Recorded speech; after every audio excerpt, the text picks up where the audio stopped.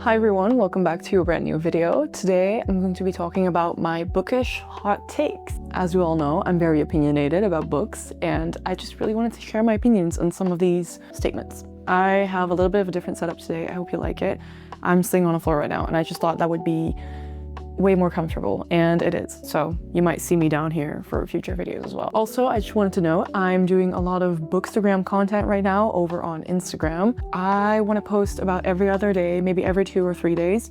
So follow me over there if you want to see more book content, because honestly, I have way too little time to record all these videos. So I'm trying to do one every week, but there's more over on Instagram. So check that out through the link in my bio. All right, first hot take I wanted to talk about is the grumpy sunshine trope is overdone. And the reason why I think this is also because I've read a lot of romance. I'm currently not much into romance books anymore, but I used to read a lot of romance, almost exclusively romance. And I read a lot of grumpy sunshine tropes. And let me tell you, I'm just not into them.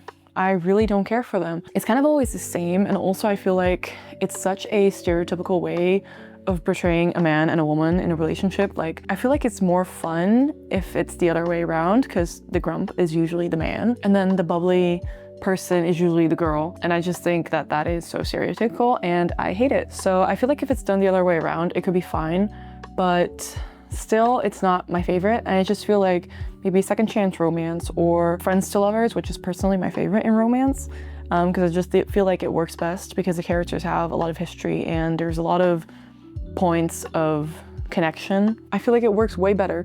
So yeah, I really don't like the grumpy sunshine trope. I'm sorry. Next is one I feel like a lot of people might agree with, and that is books get classified as young adult way too easily. And I'm saying this because I go to the bookstore very often because that's like my favorite place to go ever. And I see a lot of these books in the young adult section, which I have read and where I'm like, I don't think that's young adult. I mean, it depends on what kind of age range you classify as young adult, but I feel like young adult goes until maybe the age of 20 or something, but usually it's lower because most of the YA books that I read are definitely written for a younger audience. I'm currently reading Killer Instinct, which is the second book in the Natural series. And this is a YA series. This is from Jennifer Lynn Barnes, and she also wrote The Inheritance Games, which I also read. That is definitely young adult. And I feel like everything that happens in it is also very young adult. Like the relationships are very kind of childish, which is fun. Personally, I'm not a huge fan of young adult, but we'll get into that later. But I see books like A Court of Thorns and Roses classified as young adult. And I'm like, I don't think that is young adult. If you read that book, you know it's not young adult. So let's just say that. So next I want to get back into that young adult thing that I talked about. And that is young adult books for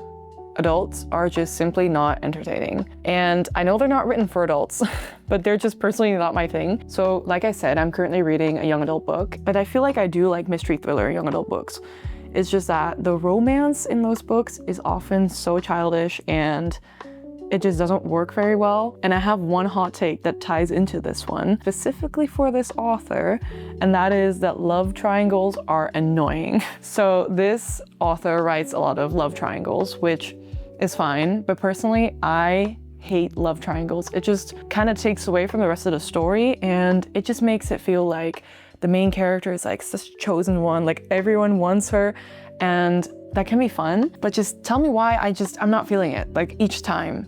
Like I've never seen it done right. Next up, I have a hot take about an author, and that is Sally Rooney is boring. And don't come for me now. I've only read one Sally Rooney book, and I've read parts of some of her other books, but the one I did read I actually have right here, and that is Beautiful World, Where Are You? And this is a really beautiful edition. Like look at that shiny holographic spine, and the letters on here too, and it has like, this is something I hate about books too. Like this could have been a hot take as well, but I just really do not like these like half covers. Like why does it do that? I don't know, another hot take I guess. But I bought this book in Ireland because Sally Rooney is Irish and this book was set in Dublin and I was in Dublin, so I was like, now I have to buy these books. And also I discovered that books in Ireland are super cheap, so I got this for like 10 euros new, and all the books there were 10 euros, so that's crazy. But it's safe to say I was very disappointed. This book was so boring and nothing happened. And I know that's kind of the point of literary fiction, where there's not necessarily a plot, but it's mostly about the characters and the world. But for this book, I just really did not feel it.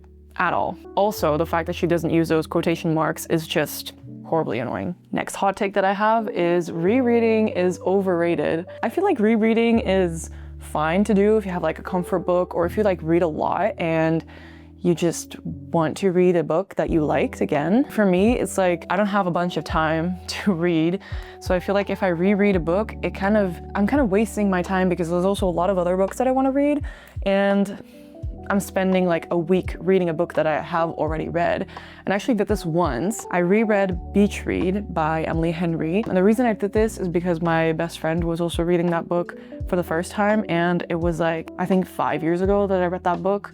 And I didn't remember anything from it. And we were going on holiday and we wanted to discuss this book together. So that's why I reread that one, but it's the only time I reread a book. But I wouldn't reread like a whole series. I personally know someone who has reread Throne of Glass, the whole series, the whole 8 books, and those are 8 thick books. She reread the whole series like 5 times, I think, which is crazy to me because I read that series in a span of a year, also with other books in between the series as well, but still. Now I have my last hot take, which is most thrillers are predictable. I have been really into thrillers, especially in winter and fall, but I just feel like all of them kind of, you know, come down to the same thing. The thing I hate most about predictable thrillers is that when the twist comes and then, you know, if it's like a whodunit, the person who did it turns out to be someone who's like super irrelevant to the rest of the story, which is like, okay, well, then it could have been anyone.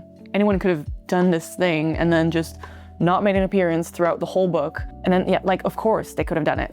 Like, we haven't seen anything of this person. So they had all the space and time in the world to commit a heinous act. I don't know. And I feel like this especially happens if it's a sequel of a very popular book. Not saying any spoilers here, but I did a video on The Housemaid, which has 3 books. And I feel like those sequels kind of only were written because the first book popped off so well. And I feel like the second book was fine, but the third was just unnecessary as hell. And that kind of falls into the same category of thrillers that have a very unsurprising or just unsatisfying twist. All right, those were all my bookish hot takes for this week. So this week was a bit of a shorter video, but I just felt like I needed to put this out there. I hope you enjoyed. So let me know if you have any unpopular opinions which you think you're the only one who agrees with. Check out my Instagram. It's in my bio through my link tree. And let me know if you enjoy these kinds of videos and what I should make more of. I'm trying to do a lot of reels now on Instagram, which I think is really fun to record because it's kind of low effort, but I can still yap about my opinions. So yeah, let me know, and hopefully I'll see you next week or on another channel. Bye.